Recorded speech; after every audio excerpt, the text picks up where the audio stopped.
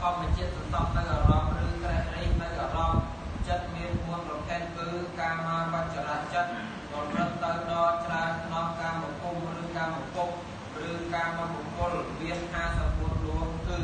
អកុសលចិត្តចិត្តជាអកុសលមាន12ដួងអហេតុកៈចិត្តចិត្តមិនប្រកបដោយហេតុមាន18ដួងនិងសោបនៈចិត្តចិត្តជាបុណ្យចិត្តជាកុសលមាន25ដួងរូបាវចរៈចិត្តប្រព្រឹត្តទៅដល់ច្រើនក្នុងរូបភូមិឬរូបភព